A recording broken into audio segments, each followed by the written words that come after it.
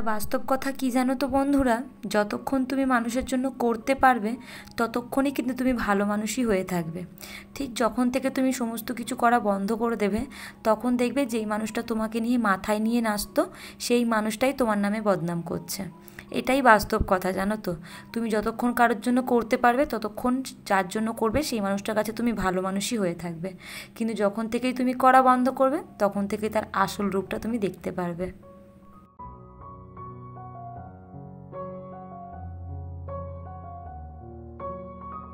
Good morning বন্ধুরা, আমার নতুন আবারও একটা ব্লগে তোমাদের সবাইকে অনেক অনেক স্বাগত। যে যেখান থেকে আজকে আমার ব্লগটা দেখছো, আশা করছি সকলে খুব ভালো আছো, সাথে সুস্থ আছো। আর আমিও কিন্তু ভগবানের নামে বেশ ভালো আছি গো। তো আজকে ব্লগটা স্টার্ট করলাম সকাল ওই 7:30 পৌনে 8টার দিক থেকে। তো চলো পুরো ব্লগটা দেখার অনুরোধ রইল। আশা করছি প্রত্যেকটা দিনের ব্লগের মতো আজকের ব্লগটাও কিন্তু তোমাদের বেশ ভালো লাগবে।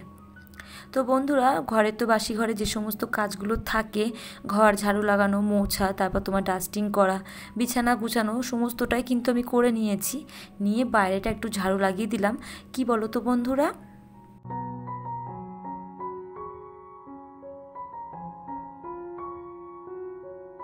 বাইরেটা যে খুব ময়লা থাকে তা কিন্তু একদমই নয়, শুধু বালি। ধরো খালি পায়ে তুমি কিছু ফেলতে গেলে তুমি যখন ঢুকবে তখন কিন্তু ওই বালি নিয়েই ঢুকবে। আর এই যদি আমি একটু ঝাড়ু লাগিয়ে রেখে দিই তাহলে কিন্তু বাইরেটা একদমই পরিষ্কার থাকে, জানো তো। তো যাই হোক, আমি যেহেতু ঘর বাড়ি 2 থেকে 3 বার ঝাড়ু লাগাই কিংবা মুছি, তো 2 থেকে 3 বার তো বাইরেটা ঝাড়ু লাগাই না।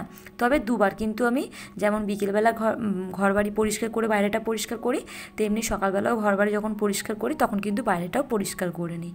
শুধু যে ঘর বাড়ি পরিষ্কার রাখবো তা কিন্তু একদমই নয়, বাইরেটাও কিন্তু পরিষ্কার রাখা উচিত, তাই না?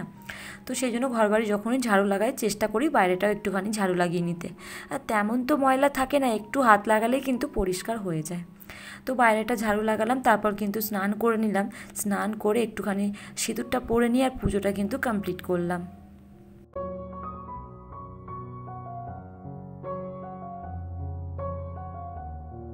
কি বলো তো বন্ধুরা, আমি না গুঁড়ো সিঁদুর খুব একটা পরতে পারি না, জানো তো। ওই লিকুইডটাই পরি বাড়িতে, তবে কিন্তু কোনো পুজো পার্বণে আমি তখন গুঁড়োটা পরি। পরতে না পারলেও তখন পরতে হয়। তো যাই হোক, কালকে গিয়েছিলাম একটু বিপত্তারিণী বারে, মানে বিপত্তারিণী বার ছিল আর কি। তো ভাবলাম ব্লগ করব, তোমাদের সঙ্গে একটু শেয়ার করব। কি জানো তো বন্ধুরা, দুঃখজনকভাবে আমার ফোনটা না একদমই আমাকে সায় দিচ্ছে না। মানে দুটো ব্লগ করার পর আমি আর নতুন ব্লগ করতেই পারি না। যতক্ষণ না সেটাকে এডিট করে গ্যালারিতে সেভ করে সেই সমস্ত ভিডিওগুলোকে ডিলিট করি, ততক্ষণ নতুন ব্লগ আমি আর করতেই পারি না। খুব আফসোস হচ্ছিলো, জানো তো, যে একটু ব্লগ করি। একটু এসছি মায়ের কাছে, মানে রাজপুরে গিয়েছিলাম আর কি, একটু ব্লগ করে তোমাদের সঙ্গে মাকে শেয়ার করি আর কি, কিন্তু পারলামই না করতে। তো যাই হোক, এদিকে দেখো বন্ধুরা,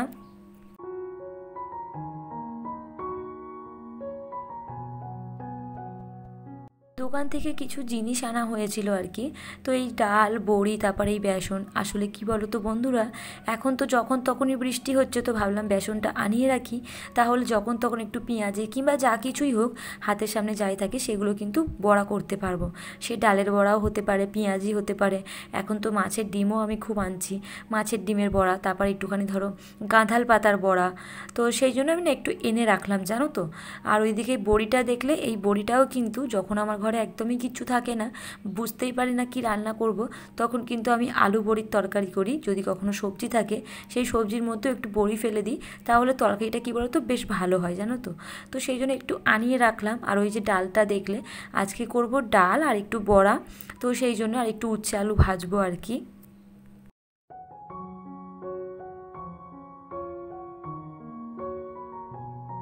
ওই যে যেমনটা তোমাদেরকে বলছিলাম বন্ধুরা, যখন তুমি দিতে পারবে কিংবা কিছু করতে পারবে কারোর জন্য, ততক্ষণই কিন্তু তুমি ভালো, জানো তো, একটা ভালো মানুষ। কিন্তু যখন থেকে তুমি দেওয়া বন্ধ করবে বা ধরো কিছু করা বন্ধ করবে, তখন কিন্তু তার আসল রূপটা দেখতে পারবে। যে মানুষটা তোমাকে মাথায় নিয়ে নাচতো সেই মানুষটা কিন্তু পেছনে তোমার নামে বদনাম করবে। হ্যাঁ, এটাই বাস্তব কথা। আর বাস্তব কথাগুলো না বন্ধুরা ভীষণই কঠিন হয়, জানো তো, মানতেও খুব কষ্ট হয়।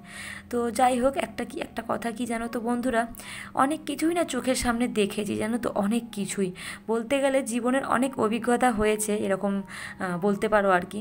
তো সেই জন্য সেগুলোই আমি তোমাদের সঙ্গে শেয়ার করার চেষ্টা করি। তবে কি জানো তো, কথাগুলো তেতো হলেও কিন্তু পুরোপুরি বাস্তব। হয়তো অনেকের সাথেও ঘটে, যখন তুমি করতে পারবে তখনই তুমি ভালো, বা তোমাকে ডাকবে, হাঁকবে, চিনবে, খুব ভালো মানুষ, এরকম আর কি। কিন্তু তুমি করা বন্ধ করলেই না বন্ধুরা, তুমি তার আসল রূপটা দেখতে পারবে, জানো তো।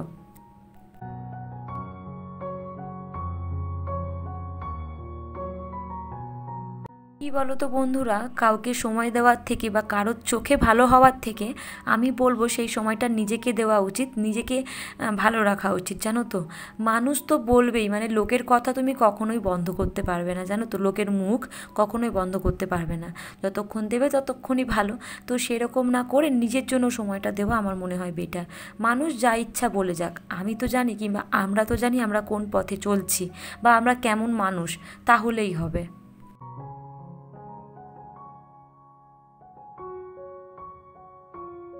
আমার মনে হয় লোকের চোখে ভালো হওয়ার থেকে আমি তো জানি আমি কেমন, তাহলেই হবে। কি বলো তো বন্ধুরা, লোক তো আজ ভালো কাল তো খারাপ বলবেই। কারণ যতক্ষণ তুমি তাদের সঙ্গে মিশবে, দেখবে তুমি ততক্ষণ তাদের কাছে ভালো। যেই তুমি মেশা বন্ধ করে দেবে, তখন কিন্তু তুমি তাদের কাছেই খারাপ হয়ে যাবে। যেসব মানুষগুলো সবাইকে নিয়ে কথা বলতো, সেই সব মানুষ তোমাকে নিয়ে কথা বলা স্টার্ট করবে। এইগুলোই বাস্তব, জানো তো। তাই আমি মনে করি লোকের চোখে ভালো হওয়ার থেকে আমি জানি আমি কেমন, তাহলেই হবে। তো যাই হোক বন্ধুরা, গল্প করতে করতে অনেক কাজ গুছিয়ে নিয়েছি।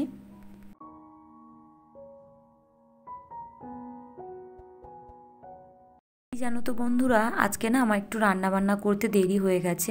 ওই যে শাকটা ছাড়াচ্ছিলাম, পাট শাক, ওটা এমনি ছাড়াতে অনেকটা সময় নেয়। ওর মধ্যিখান থেকে যে ডাঁটাটা হয় সরু, তো ওইটাকে ফেলতে হয়, নয়তো না কিরম ক্যাচ ক্যাচ করে। তো ভেবেছিলাম রাত্রেবেলায় করে রাখবো, যেহেতু শরীরটা দেয়নি। তো সেই জন্য ওই যে সকালবেলা ছাড়ালাম, অনেকখানি সময় গেছে। তো ওই জন্য ভাবলাম যে আজকে আর কোটো ফোটোগুলোকে রান্না করার পর পরিষ্কার করব না, ওগুলোকে রাত্রেবেলায় কোনো একটা সময়ে করে নেবো। আর যেহেতু আমাদের শ্রাবণ মাস আসছে, তো সেই জন্য ভাবছি যে একেবারে ভালো করে তো সেই রান্নাঘরটা আমাকে পুরো পরিষ্কার করতে হবে বলতে পারো। তো সেই জন্য ভাবছি দেখি হালকা হালকা করে একটু মুছে নেবো রাত্রেবেলা। আজকে আর এখন আর পরিষ্কার করব না, যেহেতু ও চলে এসেছে। আর রান্না আমার হয়ে গেছে। কি বলো তো, সমস্ত কাজ ছেড়ে তো খেতে বসি, তো কাজ না হলে না ভালো লাগে না। প্রায় অনেক কাজই পড়ে আছে বলতে পারো। তো তাই ওকে আমি খাবারটা দিয়ে দিয়েছি, দিয়ে এদিকে বাসন টাসনগুলোকে মেজে নিলাম, ওভেনটা পরিষ্কার করলাম। আর এখনই একটুখানি হাতে একটু শাঁখাটা ছিল, তো ভাবলাম একটু শাঁখাটা পরিষ্কার করে নিই। আমি এরকমই, জানো তো, মানে যখন তখন বাসন মাজতে মাজতে একটু ব্রাশ দিয়ে ঘষে দিই, তাহলে সব সময় শাঁখাটা পরিষ্কার থাকে। আর শাঁখা জিনিসটা না একটু ধপধপে চকচকে হলেই যেন হাতে ভালো লাগে, জানো তো।